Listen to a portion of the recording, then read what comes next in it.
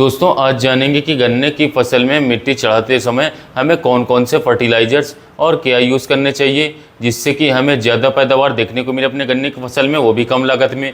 क्योंकि दोस्तों ज़्यादा पैदावार ही मायने रखती है। ज़्यादा पैदावार तब मायने रखती है जब हमारी लागत कम आए और पैदावार ज़्यादा देखने को मिले, ताकि हमें मुनाफा गन्ने की फसल से शुद्ध ज़्यादा देखने को मिल सके। तो वीडियो शुरू करने से पहले आपसे अनुरोध है, यदि आप हमारे चैनल पर पहली बार आए हैं तो चैनल को सब्सक्राइब कर लीजिएगा, बेल आइकन को ऑल पर सेलेक्ट कर लीजिएगा।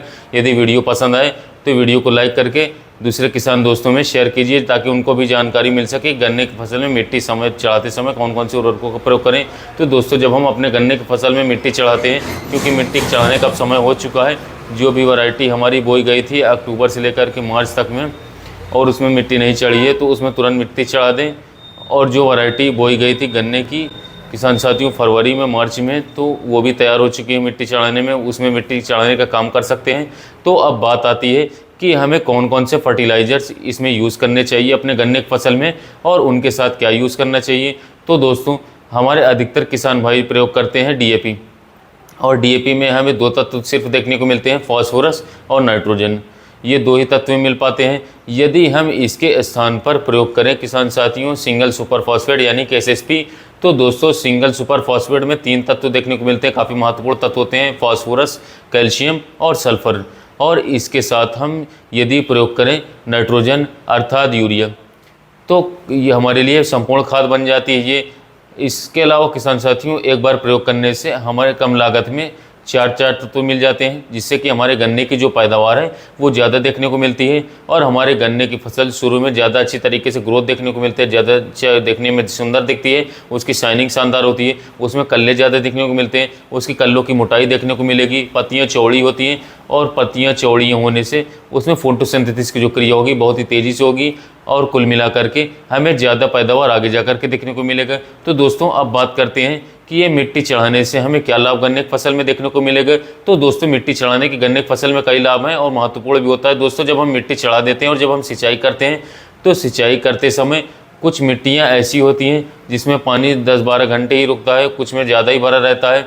और जब हमारी मिट्टी चढ़ी होती है गन्ने की फसल में, तो जो नमी मिलती है हमारे पौधों को, वो धीरे धीरे नमी मिलती रहती है और जो पानी है वो हमारे गन्ने के तने के संपर्क में नहीं आता है, जिससे कि बहुत सारी बीमारियां नहीं आ पाती हैं, जैसे कि फंगस की बीमारियां लगती हैं वो नहीं लग पाती हैं।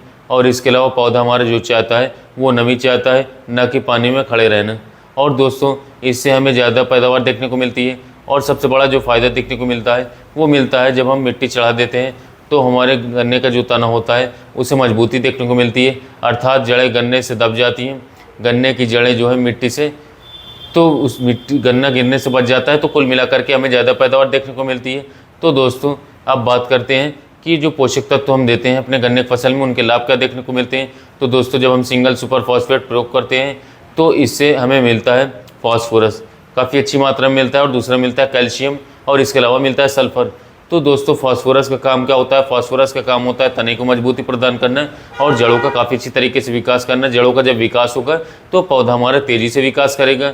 और दोस्तों इसमें जो होता है कैल्शियम से भी हमारे तने का विकास होता है, तना मजबूत होता है, फसलों में चमक आती है और गन्ने की जो विकास है काफ़ी अच्छी तरीके से होता है, रोग प्रतिरोधक क्षमता बढ़ती है, क्योंकि कैल्शियम कोशिका भित्ति के निर्माण में सहायक होता है और जो कोशिका विभाजन है वो तेज़ हो जाता है, जिससे कि पौधे का जो विकास है वो बहुत ही तेज़ हो जाता है। और किसान साथियों पौधे में काफ़ी अच्छा विकास करता है। और सल्फ़र की बात करें तो सल्फ़र का प्रयोग करने से विभिन्न प्रकार की जो फंगस जनित बीमारियां होती हैं, कुछ कीटों से भी बचाता है। और ये एक तत्व है जिससे खाद की पूर्ति हो जाती है और हमारे जो गन्ने की फसल जो पौधे है वो बहुत तेज़ी से विकास करती है और पौधे पर पीलापन देखने को नहीं मिल पाता है। और सल्फ़र की कमी से पत्तियाँ छोटी हो जाती हैं, वो काम भी नहीं रहता है, और इससे हमारे जो पौधे हैं वो बहुत ही तेज़ी से विकास करते हैं। और इसके साथ में यूरिया जब मिला देते हैं तो उससे हमारे पौधे का तेज़ी से विकास और तेज़ी से होता है, क्योंकि यूरिया पौधा जो होता है किसान साथियों उसका तेज़ी से विकास करता है, उसका मेन काम ही विकास का होता है। जैसे कि पत्तियाँ हो गई, तना हो गया और इसके साथ साथ टहनियाँ, सब इनका ये एक साथ विकास करता है। नाइट्रोजन का प्रयोग करने के बाद इसके विकास करने से जो हमारा पौधा होता है ये बहुत तेज़ी से बढ़वार करता है और हमें इससे ज़्यादा पैदावार देखने को मिलती है। कुल मिलाकर के ज़्यादा लाभ देखने को मिलता है। तो इस प्रकार से हम इसका प्रयोग करके अपने गन्ने की फसल का तेज़ी से विकास कर सकते हैं और ज़्यादा लाभ कमा सकते हैं किसान साथियों। अब दोस्तों बात करते हैं कि इनकी मात्रा में क्या रखनी चाहिए। तो दोस्तों जब हम अपनी मिट्टी चढ़ाते हैं तो उससे पहले हमें एक सिंचाई कर देनी चाहिए खेत की, और सिंचाई करने के पश्चात हमें 4-5 दिन बाद अर्थात उसमें नमी अच्छी तरीके से होनी चाहिए, तभी हमें मिट्टी चढ़ानी चाहिए और जो फर्टिलाइजर्स का बताऊंगा उसका प्रयोग करना चाहिए। इसके लिए आपको लेना होगा सिंगल सुपर फॉस्फेट 2 बोरी यानी कि 100 किलोग्राम, और इसके साथ साथ किसान साथियों जो आपको नाइट्रोजन लेनी है अर्थात यूरिया लेनी पड़ेगी, वो लेना है 30 से 35 किलोग्राम प्रति एकड़ के हिसाब से मैं आपको डोज बता रहा हूँ। इस प्रकार से हम इनका प्रयोग कर सकते हैं। और दोस्तों इसके साथ आप ह्यूमिक एसिड 98% वाला 2 किलोग्राम प्रति एकड़ ले सकते हैं। दोस्तों आपने बुआई के समय पर पोटास का प्रयोग नहीं किया तो आप इसमें पोटास का प्रयोग भी कर सकते हैं 30 किलोग्राम प्रति एकड़।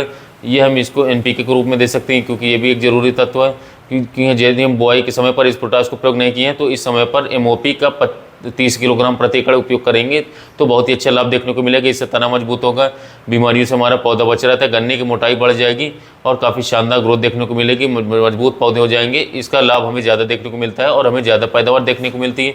तो दोस्तों यदि आप अपने गन्ने की फसल में मिट्टी चढ़ा रहे हैं तो सबसे पहले तो खेत में सिंचाई करवा दें। खेत में सिंचाई करने के 4 से 5 दिन बाद जब किसान साथियों खेत में खूब अच्छी तरीके से मिट्टी भुरभुरी हो जाए, घुसने लायक हो जाए, तो उस समय पर आपको ले लेना है 100 किलोग्राम आपको लेना होगा सिंगल सुपर फॉस्फेट। प्लस इसके साथ साथ यदि आपने गन्ने की बुआई के समय पर पोटाश का उपयोग नहीं किया तो आप MOP ले लीजिए 30 किलोग्राम दानेदार पोटाश।